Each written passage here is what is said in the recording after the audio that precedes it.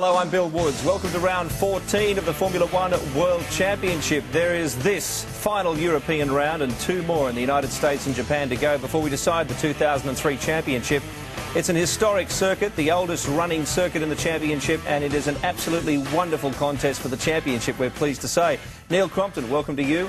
Great battle for the points. Two separating the top three drivers, lots of pressure on. They've been testing their little you-know-whats off in the last couple of weeks, getting ready for this. Haven't they ever? I mean, what an exciting situation in this championship. And when the brakes came off with the summer testing ban, everybody went berserk. In particular, 4 days of testing at Monza for both Ferrari and for Williams. Many of the teams did 2 and 3 days, but those teams chose to stay on for the extra day. And in Ferrari's case, quite extraordinary that they continued to test simultaneously at Fiorano at their own test track and then followed it up with more last week as well. And they've recorded something in the order, believe it or not, 10,000 kilometres with 4 motor cars in the first week and as many as 4 cars in the second week. Those numbers are extraordinary. They are very, very serious about defending a one-point lead. Let's look at the championship points. You'll see why. It is becoming quite desperate up there. And that last round really turned this points table upside down. So just 1 point between Michael and Montoya, and then 1 point back to Kimi Räikkönen. Ralf Schumacher, and we've got some interesting news on him, in fourth with 58. Then Alonso with 54 after that marvellous win. Barrichello with 49. A DNF at the last round. Then David Coulthard with 45. Looking to the constructors, and it's an 8-point margin between Williams, BMW and Ferrari, and then a 6-point margin back to McLaren, Mercedes, then Renault on a charge, BAR Honda, Jaguar, Toyota and Jordan Ford in 8th position. The tyre war. This is a very interesting little table, Billy, because it plots the progress of both Bridgestone and Michelin in this championship. It looks a little bit like an out-of-control cockroach, I know, but the bottom line is that Michelin have had sway. And look at that. Bridgestone fought back, and at any point after Monaco, we've been living in Michelin territory, and there's certainly been a lot of discussion about tyres in the recent couple of weeks since we last raced. For sure, they've been at each other's throats. We'll talk about that in more detail in just a moment, but first let's look back at the previous round at Hungary, which really set up this extraordinary championship situation. And the Vodafone review of round 13 from Hungary, an extraordinary start from Alonso, blasted away from pole. The Williams were on the dirty side of the track and they got a shocker, which set up a scenario where Ralf looped it at turn 2 and set off a pretty tough afternoon for him. Meanwhile, Alonso just continued to skip away at the front of the pack. A great start and a very terrific and aggressive race from Mark Webber in the Jaguar. He was right on the money all weekend and really showed his mettle. It was a fine race. There was some great stuff. Rubens Barrichello had some moments. This was one across the chicane, but it ultimately led to a left rear suspension failure and pitched the Ferrari into the barriers at turn 1. A nasty situation, not a lot of runoff there. In the middle of the race, Montoya started to actually make significant progress, recording the fastest lap, but tried pretty hard to snatch defeat from the jaws of victory, looping, but recovered from it. Meanwhile, Alonso, can you believe this, actually put a lap on Michael Schumacher, and that set off something of a frenzy in the Italian press, asking questions and what a shame and how can this be? Well, the reality was that Alonso, Michelin and Renault were the hot combo on the day, and it set up a scenario where he was the first Spanish Grand Prix winner, the youngest ever Grand Prix winner, and his very first Grand Prix win. An extraordinary performance and well done, and a tremendous effort from Mark Webber. Now, here's where we'll race tonight at Monza, Italy. As Billy said, this is a wonderful circuit for round 14 in northern Italy near Milan. 5.7 Ks, 11 corners, 3 tough chicanes, 53 laps, 306 Ks, 40 laps the distance for the 75% margin if it's shortened. Really the last of the truly high-speed tracks. Full low downforce configuration, a very high average speed of about 250 kilometres an hour. Top speeds, Billy, in the order, believe it or not, of 350 plus kilometres per hour. Extraordinarily hard on engines. They run at 100% throttle about 70% of the lap. They pound the thing across these curves, and the mechanical grip requirements to get across the curves and in fact deal with this circuit because of the low aero requirements are quite extraordinary. The drivers love it, but at the same time the crews are a little bit worried because it is an engine braking circuit. We're not worried, we're very excited as a matter of fact, because we have a special guest for the Italian Grand Prix. He's back from Europe on a whistle-stop tour. He's whistled, now he's stopped. Would you please welcome Ryan Briscoe, who of course is Toyota's Formula One test driver, and we hope the next European Formula 3 champion. Good to have you with us, mate. Yeah, thanks a lot. Good to be here. Now, you've got some good company too, very competitive. You're at the Masters at Zandvoort recently, where you finished on the podium. Yeah, I mean, I was on the podium with Nelson Piquet Jr. and, you know, Nico Rosberg was there, so there were some pretty famous names there. And Ryan, some opportunity in the near future to get back in the F1 car, which I imagine is an enormous leap out of the Formula 3 car to get back in the F1 car. Yeah, it's a big step, especially with the engine power and downforce, but I'll be stepping up into the Toyota F1 at the end of this month. I'll be having a 3-day test in Spain, which I'm really looking forward to. Yeah, I'll bet. Yeah. Are you excited by the progress they've made in Formula 1, Ryan? Because obviously they've worked very, very hard. There's a lot of weight behind their project, but they're putting the effort in too. Yeah, they're putting a lot of effort into it. I mean, there are some big steps they've made from last year. The car's getting better and better. And, you know, even throughout the year, they've been making small improvements every race. It's been difficult, especially on the tighter circuits, but, you know, Monza, hopefully they'll have a good race here. Top speeds, they're always very good there. And, yeah, we'll see. I mean, it's exciting. And you know a few of these guys that are running around here. You actually raced against Alonso in the early days. Yeah, we were rivals back in juniors in go-karts and up through Formula A, and we had some good races together, so it's great to see him winning races in Formula 1. I guess the hard part is, though, you can never guarantee, and Mark Webber's a case in point, you just don't know how you're going to get into F1. I mean, a lot of people would have written him off too, maybe even 3 times in his career, but you've just got to hang in there. Yeah, for sure. I mean, you just got to have determination, keep pushing for it, and just keep concentrating on the job and doing what you can. And very encouraging this weekend for your guys, because Cristiano was particularly quick on Friday. He made a mistake in qualifying on Saturday, but he was rocket fast on Friday. Yeah, things are looking very good. I mean, unfortunately in qualifying he made a mistake in Sector 3, but no, it's looking good for them. Mm. I suppose in the short term it doesn't matter too much to you, but it's also a sign that they're going pretty well, that they've retained those 2 guys for next year, as opposed to the instability they had at the end of last season.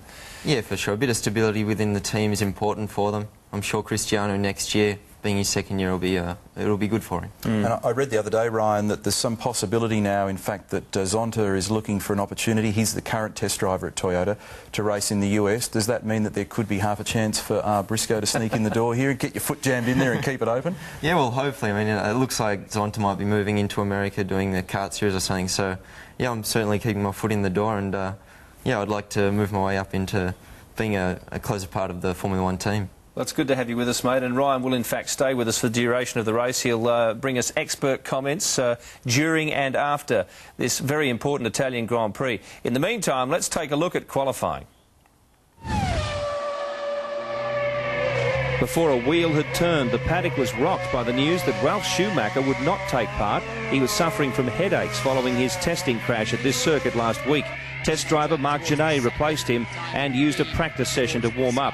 He was first on track for qualifying and set a competitive time of 1:21.834. David Coulthard improved his lot from Friday's 14th to 8th. Jenson Button also worked a little closer to the front row, 11th to 7th, one of BAR's better efforts this season. Fernando Alonso spun out, the latest winner starting from the back this time. Mark Webber also had problems, not as severe, but his final sector knocked him from 6th down to 11th. Likewise, Cristiano Damata, 5th on Friday, caught in a whirlwind of championship contention that decided the first couple of rows. Kimi Raikkonen made row 2, a slight improvement. The big question was, could Michael Schumacher respond to Juan Montoya's benchmark set not only on Friday but on Saturday morning? He was fastest through sectors 1 and 2. And surely this is going to be provisional pole for Michael Schumacher. No problem about that. He goes fastest. He's very pleased with that lap. Rubens Barrichello could not go with his teammate, but he did find P2 at the time. Montoya looked for 2 sectors like the pole man. He's driving for the line. Has he done it? Has he done it? No, he hasn't. The only drivers in the 120s on the fastest circuit of the season are the front row starters. Recapping the grid, Barrichello riding shotgun for Michael. Great effort from the former Minardi driver Genet, back on the scene at last. Panis, the best Toyota, leaping over teammate Damata. Webber's time was equal to Raikkonen's on Friday, but the Saturday strain showed again. Fisichella reportedly squeezed the most from his Jordan. Baumgartner and Chiesa will have to watch their mirrors, with a frustrated Alonso starting behind them.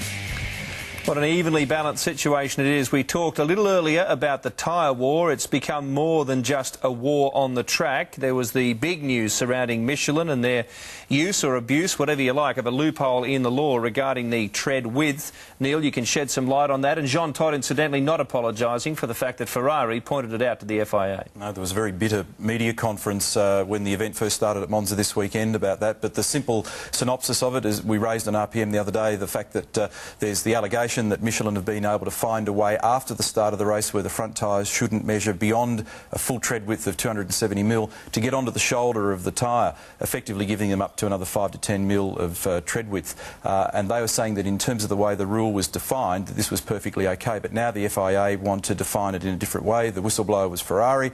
Allegedly, the brawl goes on. So what's happened now is that to avoid the political situation, Michelin have come up with another tyre. And Ryan, you made an interesting comment when we were just looking at qualifying there, that you had some news from Monza about the performance of that tyre. Yeah, well, funnily enough, with Michelin's new smaller front tyre, I mean, speaking with the engineers from Toyota, they say the smaller one is actually performing better than the wider one. So it's because when you think great news for Bridgestone. You think about what at the time, it's a huge drag item on a car, particularly on a track like this where speed's a big issue and aero efficiency is a big issue, so they narrow it up slightly and it's faster.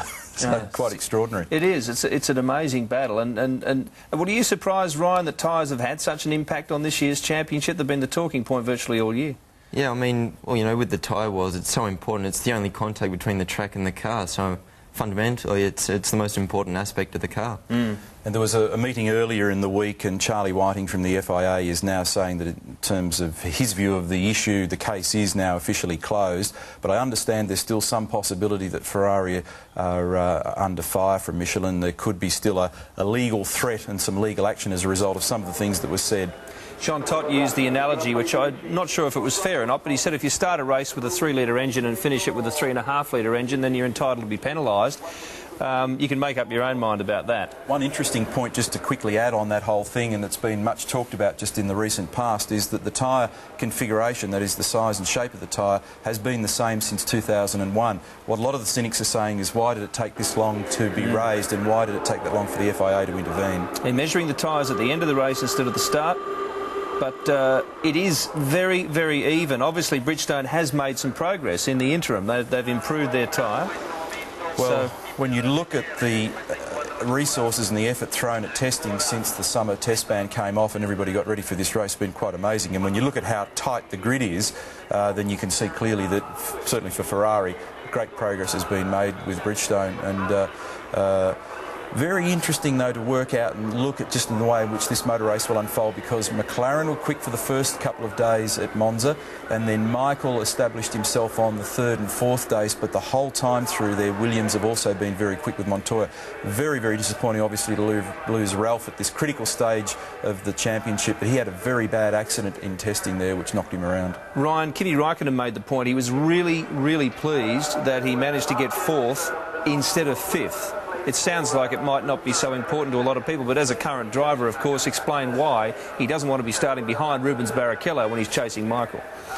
Yeah, I mean, the start is very important, and at Monza, you know, the first corner is very tight, and it's important to get there cleanly, so, I mean, for sure he's looking at that. And Ferrari, of course, would never use team orders to help Michael win the championship. That's never been done before. So that's what Kimi was afraid of, I think. There's Bernie Ecclestone. A couple of new things this weekend, new cylinder heads for the Renault, new bodywork and a new C-spec engine for Sauber, so some improved performance there, and a glimmer of hope I picked up during the week that there may be some settlement in sight involving that man that we saw before with Bernie Ecclestone, the banks and the manufacturers, in terms of resolving this ownership crisis in Formula One and where it's going and whether there'll be a GPWC at the end of it all. Well, Luca de Montezemolo, and I just got that out because it's late at night and it's been a long day, did say that he was quite stern about the prospects of the manufacturers breaking away at the end of the year if Bernie didn't come to some sort of resolution that they were satisfied with. Incidentally, this is the last event